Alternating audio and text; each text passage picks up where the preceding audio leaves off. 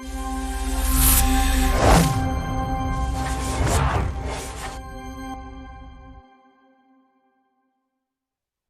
hello, everybody. This is Don with the Vlog of Many Things, and in today's episode, we are interviewing Jim Wampler of Mudpuppy Games, and I'm going to get right to it. I'm going to bring Jim right on in, and we're going to delve right into it.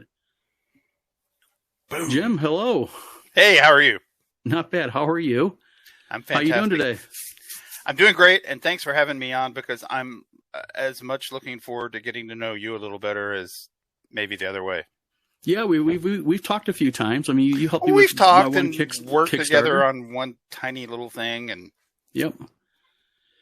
Well, you know, you're fairly well known in all the gaming stuff. You're at all the conventions. You usually come with Tim Kask. Everybody knows who Tim Kask and you are. You know, Mudpuppy Games, Scientific Barbarian. I mean, you do a lot of stuff. So, you know, tell us a little bit about yourself and about your game company, Mudpuppy Games. well, it makes me happy that it seems that way, because to me, I'm by my own metrics, it's never enough, right? That's just typical creator bullshit. Yeah. So I started gaming in around 1979 when I went to college, and I was late to it for my age, because D&D just hadn't penetrated rural Kentucky where I grew up yet. We fixed that. You know, I immediately got a Holmes box set for my younger brother, and then that happened at Franklin County High School in Frankfort, Kentucky. But I started playing under guys who were still running their games with just a big stack of everything. They had the little brown books. The AD&D books were in the process of coming out, and a fat stack of Dragon magazine circa Tim Kask's run as editor-in-chief of that. So that got me started, and my first two loves were Dungeons & Dragons and then that first Game World box set. And those two games followed just a little bit later by Champions. Mm-hmm. Oh, so Gamma World was my sci-fi game. I like Gamma World. Good. Yep. I liked it actually better than Star Frontiers. Those three games are a nice Venn diagram of my gaming preferences. Yep. So, you know, you're part of Mudpuppy Games. You know, what exactly do you do at Mudpuppy Games? I mean, are you the owner of it? Are you just a partner? I am. Except for people I gather, you know, as teams that are all contractors and freelancers. It's a sole proprietorship. I started it originally in 2005 at a time when my brother and I were running a tech startup, and we're just walking around with lots of dumb money to spend. And I heard Jim Ward was looking for some angel investors to publish the 4th edition of Metamorphosis Alpha. So we jumped in and did that. And while I was at it, I published a new version of an old Heritage Miniatures game called Galacta. The game was Galacta, and the minis were Galacta 25. That is just another one of those things I imprinted on very young and always loved. And I'd written my own rules, so I got the license to do a new set from the guy who owned them, Dave Helber, who sculpted about half of that line too. And didn't make any money, learned a lot of hard lessons about printing books in China, did the dumb thing that I will spend the rest of the podcast advising other people not to do. I jumped in over my head and, you know, learned all the stuff early about what happens when they say a book is coming from Hong Kong in 3 months, but it spends another 2 months in customs in a port in San Francisco. Ah, customs. Being held up in customs sounds oddly familiar to me. Yes. Oh, a nightmare. Now, and this version is me coming back and reviving the indie label, because I just reached a point in the career, and it's no bang on anybody I ever worked for, where I figured that my happy spot is just doing what I want to do when I want to do it. Yeah. So you've been into gaming for 40 plus years. You have been there, done that when it comes to game companies and such. So what would your advice be to anybody right now watching this going, you know what, I'm thinking about getting into game design and becoming a game publisher? What would you say to them? That's a big question. Yeah. Well, I'm going to paraphrase Jack Kirby and say it's a tough business and it'll break your heart. But, you know, here I am, and anybody that loves games has had the impulse sooner or later. So I guess my biggest piece of advice, if you're just having the idea for the first time yourself, is try not to leapfrog the process. Yeah. And what I mean is like, I've been a web designer for a lot of years, and you'll have those clients that come to you and they say, build me the next Twitter, build me the next Amazon. Mm-hmm. Well, that's not going to work. You know, Yeah. you can't, you just don't know what you don't know when you don't know it. So my advice would be start small and just start with simple stuff. A gaming blog, a podcast, a live stream show, any way you can get your content out there in front of people, because that works. I mean, Michael Curtis's The Dungeon Alphabet won a 3 Castles Award at North Texas Con, and is in, like, I've lost track of how many printings it's been through. Well, that book started as Mike just running a blog and posting it as a series of blog posts. And literally, Joe Goodman saw the blog, read the blog post, and says, I think this is a book. Let's do it. You know, that kind of thing. Yeah. Yeah, I think a healthy dose of looking at things very realistically, and not have that I'm going to create the next Wizards of the Coast, or my RPG is going to be the next D&D. I think that a lot of people that I talk to that are getting into it, that's what they do. They say, well, I want to create the next Dungeons and Dragons, or I want to become the next WOTC. And I think that personally, I just think that a person set themselves up to fail if they're going to walk into it those type of expectations. In the 90s and 2000s, I worked for a lot of tech startups that were web shops. And then my brother and I went on and co-founded our own tech startup that wasn't related to that network digital billboard advertising. Who cares? But the process in there is I just lost track of what I was going to say. Deep breath, no worry.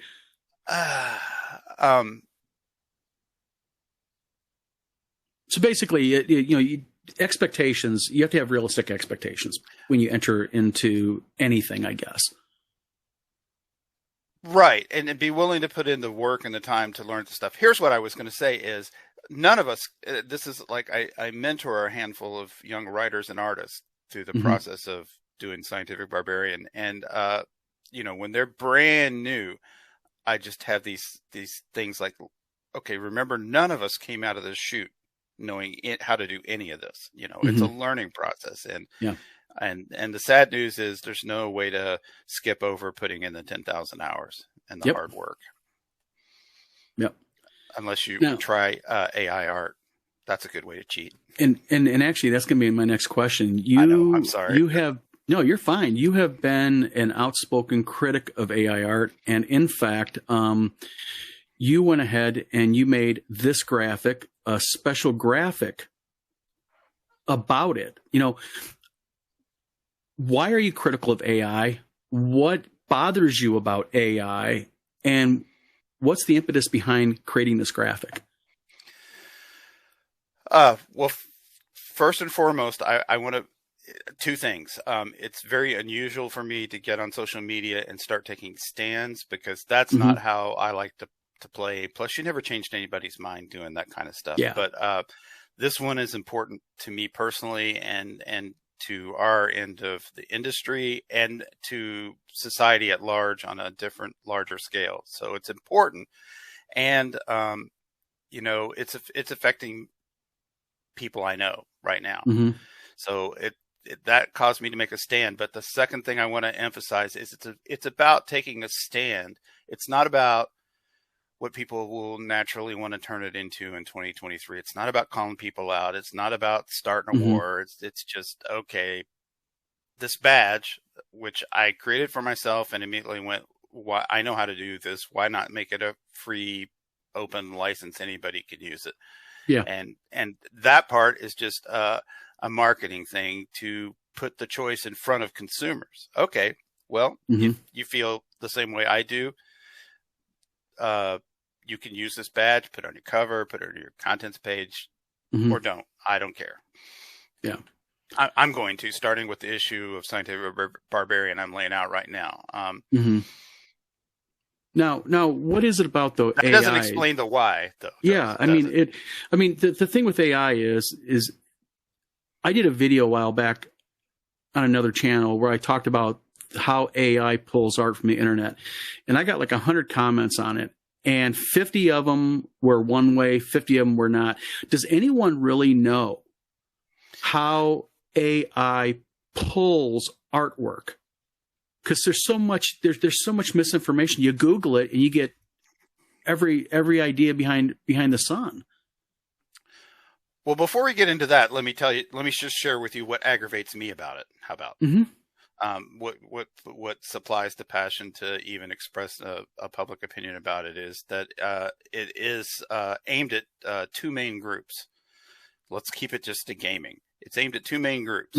AI art looks very attractive at a very high level to the big publishers, who are just corporations, and a corporation's job is to cut costs and increase profits wherever they can. So using AI art, they can cut costs by not hiring or paying for artists or writers. Yeah. And it's here today, and the effects are already starting, and it's going to be drastic really soon. The second group is closer to home for me, because it's also using AI art is very attractive to small or beginning independent publishers who are either not at a stage yet where they can afford copy editing and I say costly art. I mean, art and word rates in gaming industry are 1950s prices compared to other publishings, but it is what it is. It is what it is. They can't, the small indie guys look at it and go, well, wait a minute, I can't afford it. Or maybe, I said I wasn't going to call anybody out, but I see people that have the talent and the wherewithal to do their own writing and art, but are perhaps less willing to put in the 10,000 hours or whatever to use it as a cheat. And that's troubling to me, because that directly affects the writers and artists that I work with all the time. Yeah. Now, to kind of get back into something maybe a little bit more light. Want to get off that? No, you're fine. I mean, the thing is, the thing about AI art, though, is, I mean, to retouch it a little bit is, again, does anyone really know, though, how the technology works? Sort of like Bitcoin. People go, Bitcoin's a wonderful thing, and a lot of people may have made a lot of money off Bitcoin, but nobody knows who created Bitcoin. Nobody really understands what's all behind it. And I think that's kind of like the same thing with AI art is, you can make pretty pictures. I agree, and it's a point well taken. I can put an even finer point on it. I mean, that's the difference between this situation and, say, I work in a factory, an auto manufacturer, and my job has now been replaced by a robot. Or we all decide as a country that coal is too dirty to burn, and my family's been a coal miner for generations. Those are problematic, but this is a step different, because the machine learning behind the AI art and writing is trained on copyrighted art and writing that's out there that belongs to somebody. And like you say, nobody knows exactly where it all comes from. I couldn't, there's no software that will tell me if my art got co-opted and put into something of this. Yeah, but the thing is, but if you go into, like, as an example, Midjourney, and you type in a prompt that says, draw me a red dragon in the style of Larry Elmore, it's going to draw in the style. It'll look like, I mean, it's not going to be what Larry Elmore put out, of course, but you're going to definitely see Larry Elmore's influence in that art. And so to me, I say to myself, how did it do that then? If it's totally independent, like a lot of people say it is, and it does not go off of trademarked or copyright images, then how does it know? Oh, it absolutely does. It's got access to everything that's on Google, for instance, and Larry Elmore's all over Google. When you play around with it, as you try and get it finer and finer, it'll get less and less specific, because there's not enough publicly available but still copyrighted material out there for it to suck from. And we're in the beginning stages now. It'll get much better very quickly. So clearly, at least from my point of view, clearly that mechanism is unethical. It is, however, not yet illegal. That's right. Because one of the ways to potentially deal with all these issues is through laws and legislation. And, I'm not going to get political in this, but for example, I mean, the Senate or the House or whoever had Zuckerberg in front of them didn't have the computer literacy to even ask logical questions that applied. Yes. I mean, you and I are two smart guys who live and breathe this stuff. We're much younger than the people in Congress, even me, and most of them. And even we're not fully qualified wouldn't be as fully qualified to address it because it's very high level tech. So plus the legality of it, I think, is intriguing because an argument was made by a guy on Facebook that was actually a really legitimate argument. He said, well, what are you going to do if I use AI art and you're going to take me to court? There's no law that specifically addresses artificial intelligence and art, and a court can't have jurisdiction over something that there's no law behind unless it's going to make a precedent. And these lower courts absolutely are not interested in making groundbreaking precedents, especially on things like this, because they know that that's what the higher courts are really pretty much designed for. So even in cases of trademark violation or copyright violation, and I'll use trademark because that covers a lot of art and such. When it comes to trademark violations, if I violate your trademark using AI art and I put it in my game and it's clearly influenced by your unique art style, and I'll admit, I should have, I'm thinking about it right now, I should have actually went in and said, draw something in the style of Jim Wampler. Just curious how it pulls out. Because you got a really unique style. Your cartoons I'll admit to trying it using Jolly Blackburn just to see what it would do. And I think it was Midjourney I was playing with, whichever one you don't have to pay for. One of those. And it had no clue how to do that. And I'm actually feeding it covers, and it's screwing them up so bad. This was like a year ago or something. And at that point, I was just like, well, okay, this AI cannot imitate my own clearly idiosyncratic cartooning style, so I'm not worried. But then it got real. Like, the Hollywood writers had to go on strike in part over this. Yeah. So on to something more lighter. Yes, please. The game making process. What's your favorite part of the game making creative process? Nobody's ever asked me that, and I didn't have to even stop and think about it. My personal jam is game engine design. I love tearing down a game engine, to the engine block and rebuilding it and trying to see what I can accomplish. Nice. And it's one of the reasons I am such a big admirer of what Joseph Goodman did with Dungeon Crawl Classics, to the point of wanting to write my love letter. Mutant Crawl Classics is just my love letter to Gamer World and DCC. And Joe, that's exactly what DCC is. DCC is a stripped down D20 engine that then they bolted new parts onto. And I'm obviously a fan, so I think it's a wonderful game. So then let's go to the flip side of the coin. What is your least favorite part of game design? I'll give you all the secrets. Even though I was a journalist who strung for newspapers in Louisville for a short time, I never learned to type. I type with that many fingers, often less, with fat sausage fingers. And my dad, in my first grade private school teacher, made me switch from left to right-handed. So I also suffer from mild dyslexia. I can't spell or do simple math in my head to save my soul. If there are too many people in line behind me at the ATM, I suddenly can't type in my own 4-digit code because I know all the numbers. I just can't get them in the right order. So because of all that, I'm a very slow writer. And that's the hardest thing for me, is just sitting down and banging out a manuscript. Because I'm slow and I have to write every sentence a couple, 3 times for real. And the crazy thing, I'm a student of at least a lay student of psychology. The crazy thing is my brain is also wired great for lateral thinking, which is creativity.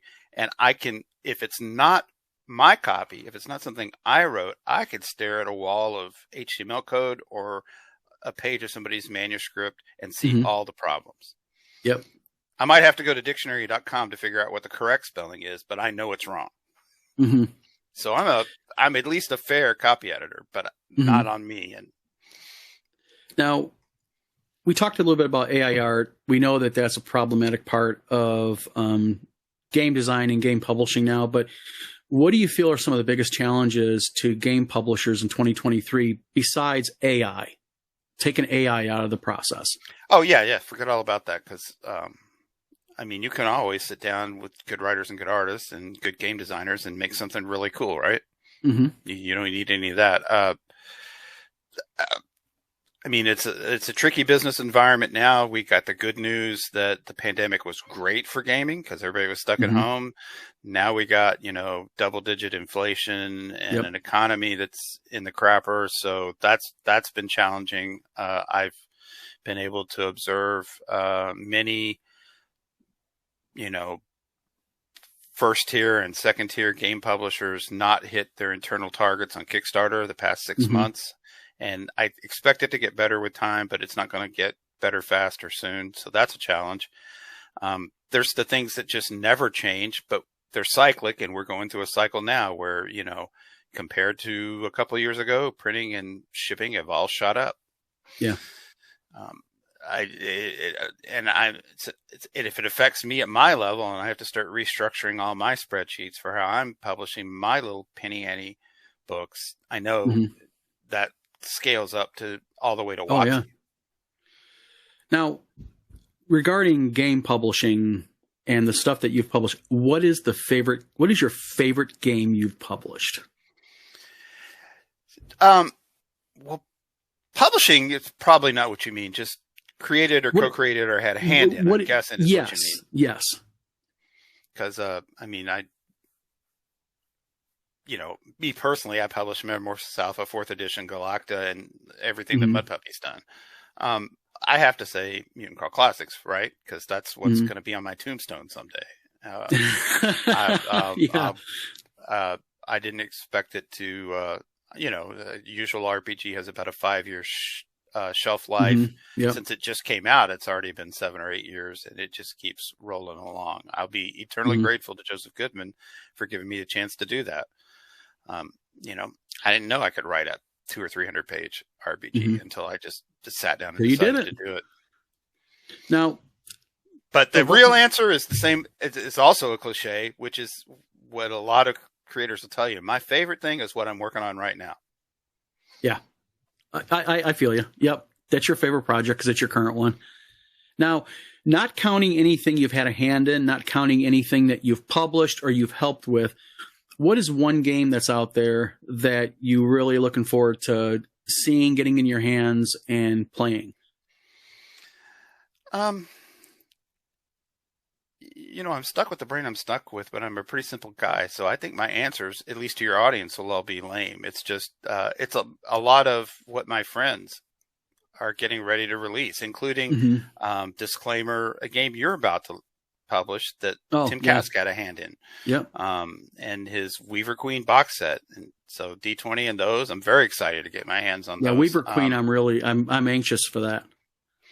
I'm still, even at this age, a sucker for the genre license. So even though I haven't personally, except for a few one-offs with my nephews in the mid-2000s, I haven't personally played Magic the Gathering since the mid to late 90s. But I will go to the game store and get that Doctor Who set, every single card I can get my hands on. Yep. And maybe even talk my nephews into busting out their old decks. Now, I got over that phase quick when I started, throwing illegal cards out for my old decks. Yeah, I don't play Magic. It's too money. It's too much of a money sucker for me, But now something that's really this was actually asked and talked about in one of the game groups about you about a month and a half, 2 months ago, and that was Scientific Barbarian. Now, is it a game? Is it a magazine? What is Scientific Barbarian exactly? Because it's like a multi-issue. And as a disclaimer, I did get a copy from you of the compilation. Thank you. Awesome. Oh, loved it. I don't even remember doing that, but you're welcome. Yeah. When we were recording Tim Kask. Oh, right. Yep. So,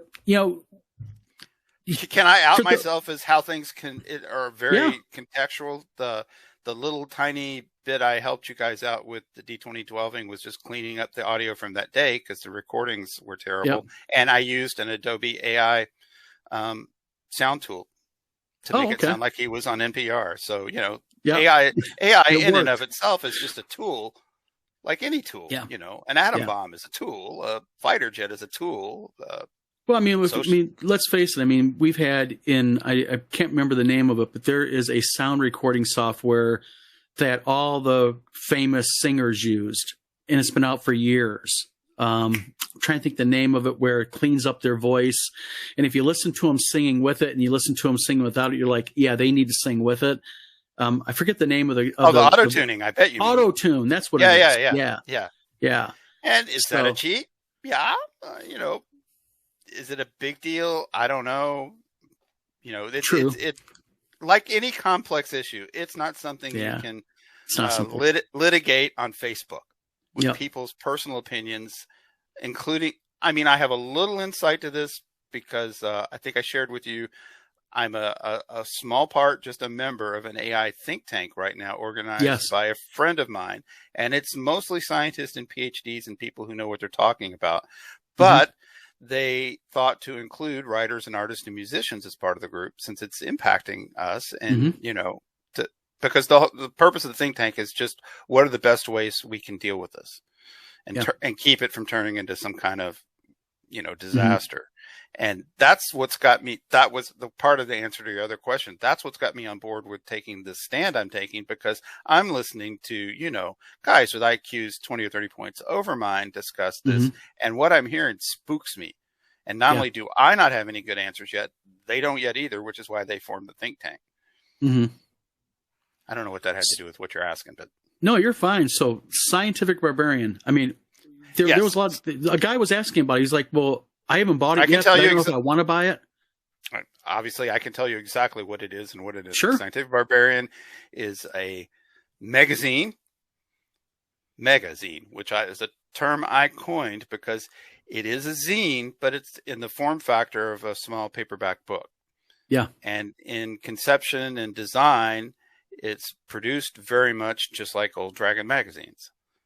So it's kind of its own thing, and I decided to be fancy and clever and call that a magazine. But all it is not as regular as it should be, but I'm trying. A regular publication that contains content for post-apocalyptic role-playing gaming, anything D20 based. The stuff we put in the magazine will cover you as long as you can do little simple in your head stuff. I mean, the content tends to skew MCC-ish, of course. Yeah. You know, why that's would be my starting place. But but I have a couple of flags I've planted in the ground, and one is I want to cover any D20 based post-apocalyptic systems. So like Pacesetter's coming out with Gamma X. Yeah, Gamma X. Larsh to write me a sneak preview for that. Oh, nice. And not just that, but to advocate for genre mashing, fantasy and sci-fi together, because, you know, that's the way Gary Gygax did it. That's the way Jim Ward did it. And it's worked out pretty good so far. I mean, DCC and MCC were designed to do that. Yeah. And that's just my personal favorite thing to do it. To do it. Now, you also are part of, I call it a publishers collective. It's a group of publishers that you guys kind of band together and kind of work with each other, help each other at conventions. I think I've seen the Big P. The Independent Publishers Union, also known as the IPU. Yes. So tell us a little bit about it. Which we sadly and unfortunately named the Independent Publishers Union about 4 weeks before the Paizo workers unionized. So we thought that just sounded cool, you know. Yeah. Independent Publishers Union, whatever it is, Section 666 or 69, and we're just being clowns. It's very interesting because it looks like something it's not. It was just me and Skeeter Green and Levi Combs and Rocky Gardner and Ian McCarty were all friends. And we already did everything the IPU does now, except share booth space at conventions and market ourselves as a group. We're always trading hot tips on artists and writers. Hey, you should try this guy. We're always trading who's the best printer in the U.S. for this. When do you go to Hong Kong? When you're better off with POD? All those stuff. We all did that anyway. And I hope to God my dyslexia doesn't make me leave anybody out. So that was us. And then immediately Jeffrey Talanian, who was also a friend of almost all of us, said he wanted to join. And we're a bunch of little third-tier independent publishers. We're like, why wouldn't we do that? And we were already friends with Jeff. So it's really just a group of friends. Gotcha. That decided it would be super cool to share the cost of running a booth at some game conventions we all go to. Now we've expanded that out where we don't all go to all these conventions, but some of us do. And there's the table of all our stuff. Gotcha. So what happens when we put stuff, I did a logo, we do little social media ads when GaryCon is coming up, and we'll be at one of these conventions selling books, and we'll immediately get a bunch of contacts. How do I join the IPU? It's the start of a future gamma or something, and it's not. So, now, is it ever going to be the start maybe of a future gamma? Absolutely not. This is strictly a bunch of buddies. You guys are keeping it low, right? Lowbrow, right? I feel confident speaking on this on behalf of my friends, but anyone can correct me in comments or whatever. No, I mean, it's just a good business relationships always work well when there's mutual benefit to both sides. Everybody has a vested interest. So we were already friends in doing this anyway. So we just, it's like, okay, let's build a clubhouse in the woods and call it the Honeycomb Hideout or something. It's that level of things. There's nothing to join, but as these things happen, there's nothing to join. But if you want the same thing we already do, if you just want some hot tips or advice, almost all of us do that anyway. Contact us, ask us questions. We're happy to help because we're all on the same page. That's paying it forward for all the pains in the asses we were to the older generation of creators. In my case, Tim Cass. I mean, I'm still a pain in his ass, but you know what I mean? Yeah. Tim's an awesome guy, real helpful. So you don't have to join for that. And if it just happens to be a convention where, you want to get your book sold at the convention, we've done that a few times, including for Merle Rasmussen. There was a Total Con where TSR Games had a problem and couldn't show up and run their booth, and Merle's got a stack of top secret this high. And he comes to us, can I sell these at your booth? And we're like, sure. And, we're not charging a cut or anything an actual organization that's or a real really company would do. Yeah. We're just happy to help. Yep. I'm sure there's some practical and prudent limits to that. You couldn't come to us with 10,000 books. Yeah. There was no taking over your booth. You don't mind helping out someone once in a while, small scale, but let me tell you what's groovy about it though. Why it works so well. It's not just because we're all good friends in real life before and during this. Jeffrey Talanian did join us right at the beginning after we decided to do it. And we've recently added Tom Wilson, who I didn't know well, but enough of the guys did. And I have since gotten to know, who's also fits the criteria of we're just all on the same game publishing page, but we're all at different levels. It's a very diverse group. I mean, Jeffrey is running a full board business supporting his family with Northwind Adventures. Levi and I are a little further down, but ambitious. We're building actual professional gaming companies. And it's not that the other guys are unprofessional. I didn't mean it that way. But then it gets down to like Skeeter Green Productions and Rocky and Ian's Silver Boulet, who are just getting their stuff out there. And that continuum of groups have different needs. I'm the bad one for forgetting about it all the time. I want everything to look like it came off, Frog God or Goodman Games Press. And I'll get a little mouthy, but the diversity of the group, while we're on the same pages in a sort of,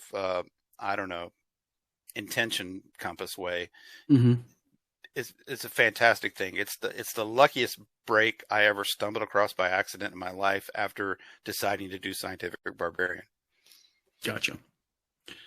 Now, Wizards of the Coast, I was going to bring them up, and the whole debacle with the OGL. Now, where do you fall in that thing, in the sense of, do you think what they did with the OGL was a mistake? Were they just exercising their rights and their power under their IP? I mean, what do you think was? it's a tough one. I mean, it's I'm going to really say charged. I'm hesitant to talk about it too much, and then I'm going to talk about it too much. So that's just how I am. But you know, it was clearly a mistake. And from my point of view, having been in tech startups and worked the communication department of corporations once in my life, you know, to me, it's just corporations being corporations. You know, that's what a corporation does: maximize profit, minimize costs, take care of the shareholders. And if that involves borderline unethical or illegal things, as long as they can get away with it and prove it in court, nobody cares. So, you know, I didn't take it personally. No, I didn't either. Was it a mistake? I mean, history's already proven clearly it was the first of 2 or 3 mistakes. They seem to be. Yeah, they kind of started. You know, just from a marketing and public relations point of view, I would not make any of the moves they've made in the last year. All right. We'll get away from that because it is charged with a lot of things. But all right. Now, I don't want to get a call or a C&D myself. Personally. Yeah. So a weird, okay, you did a project. The response, we can finish up with the response was fantastic and self-correcting. And I love what happened. And it wasn't all bad either. The controversy itself pumped sales in anything that wasn't 5th edition or OGL like crazy. Everybody's Kickstarter started blowing up at the same time. My online sales doubled. So in a sense, I may be a little, you know, jaded and cynical. I kind of wish they would do something like this every few years, just because it was intended to target independent publishers. All the way up to the big boys. They wanted to get a chunk of change out of them, and it had the opposite effect. So yes. So good things came out of something that could potentially have been bad. When you're old, you're just like, okay, well, this is just like 1997 when they went nuts and started C&D'ing everybody with a Dungeons and Dragons website. And that's a completely different company and management team now. But all right, now a project that you were associated with, and I want to bring this up because of its title. And that is Black Lung. Oh, that's very interesting. I thought you were going to ask me about the thing we did for North Texas Con, but the same thing. Black Lung. What? Okay, first of all, the title alone is something that made me kind of just stop, go, okay, I need to take a look at this now. You know, what the hell is Black Lung? I mean, You were a contributing writer to it, I believe? Yes, I was. Okay. And so is everybody in IPU. I can't remember if this predates the IPU, but it's the same exact bunch of guys. And it was just the same thing we just did this year at North Texas Con, where we as a group just decided we wanted to help out in a charitable fashion. So we created this little zine for this past North Texas Con, purely out of our love for that convention and its now deceased founder, Doug Ray. So we spent money, we wrote, we drew, we laid it out, and published 100 copies of zine, and then gave it to the con to sell, to help out the con. This was something very similar back a few years ago. Rocky Gardner had lung cancer and was, going through the mill, everything that comes with it. The radiation treatments, the chemo, and we're all rooting for him. And to help out with his medical bills, we did this thing. We did Black Lung, and we sold that one ourselves, but all the money that wasn't, direct printing costs went to Rocky to help him out with his medical bills. Nice. Because that's just how we roll. Yeah. Now, there's a question that I'm going to ask you that is really divisive depending on what group you're in, and that is OSR versus modern gaming. Now, there is a lot of division, sadly, in some groups with people who either say they're OSR or people who claim what the OSR is versus modern gaming. It's a big convoluted mess, but as someone who, like me, I started playing D&D in 78. Actually, Christmas of 77. Oh, see, you've been playing longer than I have, dude. Yeah. So Christmas of 77, my mom got me the box set for Christmas, and I didn't know what it was. My mom thought it was a coloring art book. So, I gave it to a buddy of mine, and What specifically did you get? Home's box set or? Yeah. Yep. Awesome. So I just, whatever. And I gave it to my buddy to go look at a couple days later. And like within 3 days, he's calling me up saying, Don, come over to my house. This is a game where you can be a fighter, a warrior, a magic user. I'm like, what? So, I've been in on it very early. I remember back in the early 80s playing the game. I know the evolution of the game very well because I lived it like you. But there's a lot of people, I think, that misunderstand OSR, if you will. I mean, I think in anything you're going to have people who bring race or their racial issues or their bigotry into it, and sadly, that's in anything. But I'm almost going to refuse to even discuss that part because it's a tiny minority of gamers as a whole. Well, it's a tiny minority. It really doesn't matter. But the thing is it's not. I'm not talking about the people who are racial or the tiny minority. What I'm talking about mainly is that, like, as an example, I was at one of my local game shops and I was actually play testing D20 Delving, and a guy came in and he had a T-shirt that said Dungeon. It said Dungeon and Dragons Old School Goodness 24/7. I think is what he was, a homemade shirt that he did. And some people gave him a bunch of garbage for it because of the term old school. And we kind of all started talking in the game shop about it. And it was kind of surprising. You listen to some of the younger kids about what do you think of old school gaming and what they associate with it. And I'm thinking, and this is just kind of like my opinion, I'm curious what your take on this is. I think that the key to it is for people like us who have been playing since the 80s to be demonstrative of what gaming can be. Be open to people, be welcoming to everybody, make sure that we don't allow our social politics or other politics to kind of invade our game companies. It's like with this vlog. I have so much to say about this. Well, it's an issue, Jim. I know that we could make a 2-hour show on this alone and probably not touch it all, but I think I can break it down. Sure, go ahead. I mean, the issue itself at a basic level is relatively simple. You've got a group of people trying to define a term that's constantly asked. What is OSR gaming? What does OSR even stand for? People will get in flame wars and argue about that crap.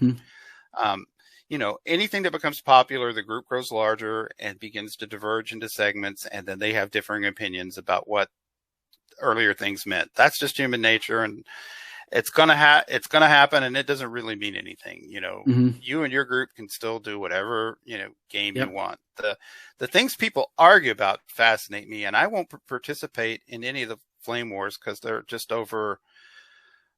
I'm going to say nonsense, but if it's triggering feelings in you, it's not nonsense. But you can parse it down into two simple types of, we'll say, debates. One is rule simulation, and the other is playstyle preference. Rule simulation, typically, with most people, we can have a very civilized discussion, regardless of background or experience level, on does rule X in game Z simulate action Y better or worse than this other game? And nobody takes it personal. Nobody gets involved in flame wars, even if they don't resolve it and continue to disagree. That's rule simulation. The rest is all playstyle preference, and that's just like, what kind of movies do you like? What kind of art do you appreciate? That's hardwired in our heads. We're born the way we're born. Some people will find one playstyle preference and stick to it like the end of the earth. Some people can enjoy multiple playstyle preferences, and that's who they are as a human being. And how do you argue playstyle preference?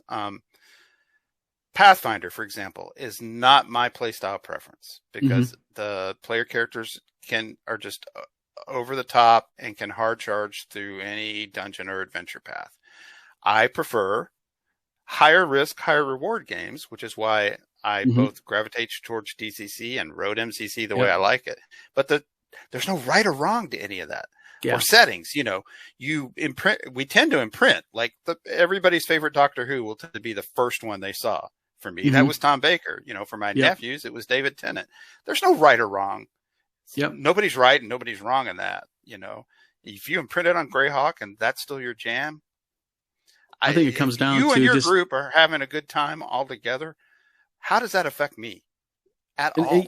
And that's especially actually today, where we're just into this huge embarrassment of riches, where very small sole proprietor indie players can put their stuff out there, and if so many as a couple of hundred people groove to it and back you, you can do it. Yeah. It's all bullshit. Okay. That's why I won't participate in those discussions. I agree. The issue I think you're asking about is important in that, there's always a small minority of loudmouth actors, and then the whole group starts to get painted with that brush. And my play style preference, if you will, is to just be the change you want to see in the world. Nice. Show, don't tell. Be the change you want to see in somebody the else world. like WOTC might. Well, I mean, I'm going to break my own rule by saying, somebody like WOTC will go on and on in public in press releases and things about diversity hiring or something towards the liberal side. Yeah. I prefer to just quietly do it in the background, and on my level, the part I can actually control, right? And just keep my eye out and scour the earth for women and minority writers and artists and editors. And then just publish my books and, let the world take care of itself. It's very philosophical. I'm sorry. Those probably No, you're fine. No, absolutely. I mean, that's what this is all about. It's to open up a discussion. It's not there's issues within gaming that have to be addressed. And I think that I like kind of like, if I understand you correctly, you're pretty much let my actions speak for me. You're going to. I do my best. I'm human too. Yeah. I have Mike Rognard moments all the time. I just popped off at some kid at Micro Center this morning because he asked me too many questions. It's the warranty for this item, a separate, in-store warranty for that one. Can we have your phone number? Blah, blah, blah, blah, blah, blah, blah. I hadn't had enough coffee yet today. And when he started to try and baby walk me through how to pay for my purchase with my Apple Watch, suddenly I go, son, I've been coming to Micro Center since before you were born, all the way back to Windows 3.1 days. That's not cool. I mean, it popped out of me, but that's not cool. That's not the guy I want to be. No, but you're human, and you recognize that, and you can. And the thing is, you can come on a show like this, and you can admit that, which is a lot more than a lot of people. So, I mean, Tim Kask is my best friend on the planet. For 10 years now, so I am a little Tim Jr. I mean, it's gotten to the point where it's almost how like pets resemble their owners. Now I'm starting to look like Tim. All right, on to something more light now. Besides game making, now we know that game making is a passion, publishing and such. Besides making games, what do you like to do besides that? Or is that your jam? I'm an awful workaholic, so I love what I do, so that's a big bunch of it. But for just, kicks and stuff, I'll do a little online gaming. I still play a 15-year-old superhero MMORG called City of Heroes. I love to late night projects, how I relax, tinkering with old computers. Last couple of weeks, I've been I signed up to be a crossover beta. They call them beta testers, so I could get nightly downloads of crossover and get DirectX 12 running on my fancy M2 Mac. And right now, it'll only run Diablo 2, but in a couple of months, I'll be able to run Diablo 4 on my back, which you are not supposed to be able to do. Or sculpting. I went to fine art school. I am a sculptor. I can sculpt, but not with Blender. At this scale. So I've been. That's very relaxing to me. Just put on some metal music and teach myself to play Blender. Tom Tullis has been harassing me for 5 years to learn it. So, I'm doing it to relax and because it's fun. And just some normal stuff like camping. I don't do much of it anymore, but I enjoy it. And I don't know if I enjoy camping or just sitting in front of a fire in the woods with a cup of coffee and a smoke, but who cares? Yeah. Now, movies, we're almost kind of wrapping up here. Yep. So what are you currently working on game project wise now? Can you say? Are you asking for the secret stuff besides, the next and the next and the next issue of Scientific Barbarian? Anything that you want to go ahead and leak out, we'll take it. Well, one's not a leak because it's been my Grail quest for 5 years. In the background, I've got a superhero RPG that I've been working on, and I got real overambitious, as I tend to do, and decided I was going to fix all the problems I thought were in all superhero RPGs to date, and B, I'm going to do it with a proprietary game engine of my own design. I real quickly cracked like 70% of it, and then started hitting the same walls everybody else who's done a superhero RPG hit. And because it's not paying any bills, it's my back burner project. Someday I'll get it out. But I play tested it at some game conventions and here at home, and the part that works. So I think I got something. And that Blender late night stuff isn't all just for fun. I will eventually be releasing a line of 3D printable miniatures. Oh, nice. I'll be in line for that. I'll definitely be in line for that. And I can't talk about it, but I will say that whatever you're imagining these minis are in your head right now, you're wrong. It's something crazy. Cool. Crazy is good. Coming out in the next couple of months, that would be a great marketing tease. Now it's just me being an asshole and not saying. No problem. All right. Now, finally, I think we're going to wrap this up. I'm going to wrap this up with one final question to you. Okay. And that is, what parting advice would you give to designers, writers, budding game designers who's watching this? I mean, what can you say to them as some parting advice on how to help them? I mean, just basic stuff, but it's good basic stuff. Follow your passions, because you will need that passion to sustain you through all the hard parts. Yes, you will. Like the last 10% of every project is awful, terrible. And ask questions. You don't have to know everything. You just have to know someone who knows everything. I mean, I do it at my age. I don't know everything. I've got experts I ask, and all the way down the tree. That's like the thing I was saying with the IPU thing. It's a pleasure to do. It can even be intoxicating because it doesn't always work. Everybody's in different places, but when somebody comes to you for help and advice and they take it and it clicks and it works for them, and then a few years down the road you see them doing it for somebody else, that's almost intoxicating. And just follow your passions and work as hard as you can within prudent, practical limits. That's right. I'm a bad one for overworking myself, and younger versions of me would do that.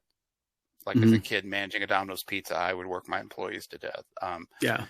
Somebody put something on Facebook the other day that I'm stealing because I love it. Just remember, don't chase your dreams, because humans evolved to be persistence predators. Just follow your dream at a sustainable pace and wait until it gets tired and lies down. Yep. Well, thank you, Jim. I appreciate you coming on the show. Thank you for answering our questions. I know that, some of them are a little bit toughies, but I mean, just wanted to get you on here. I mean, we're having Tim Kask on next. We're actually going to be having him on, and then we're going to be having some other people on later on. We're going to be interviewing people like Polly Kidd, who is an activist gamer online. Yep. Can't wait to interview her. She is we're interviewing her next week, and we got about 3 or 4 people lined up that I'm really excited about interviewing, but you were the first, and I wanted to get you on here because I'm going to say it for the record here on air that you were a big help to me. When I first met Tim Kask, I know we talked, and the help that you gave me, the advice that you gave me, and I'm sure you've done this for many other people, just really set me on a path, I think, to help me with my Kickstarter, and also kind of looking at your style of dealing with people and how you design games. I've been watching that, and you're to the someone extent that was actually true. You're very welcome. It's my pleasure. Yep. So again, thank you, Jim, for coming on the Vlog of Many Things, and I'm going to end this. And to everybody else who's watching this. Thanks for letting me come on and lower the. Yeah. Thanks for letting me come on and lower the bar for all future guests. No, you're not lowering the bar. This is you've raised the bar. I'm gonna have to give Tim Cack some shit. You know what I mean? But hey, you know what I mean? You gotta kind of step up with. That'll work out well. I advise doing that. I imagine it will. Yeah. I know Tim well. But all right, well, thank you very much, Jim. And I'm going to cut this off. Again, everybody, stay tuned to our video. Thank you again to Jim Wampler for coming on the Vlog of Many Things. And we will go ahead and talk to you guys later. Thanks, Jim.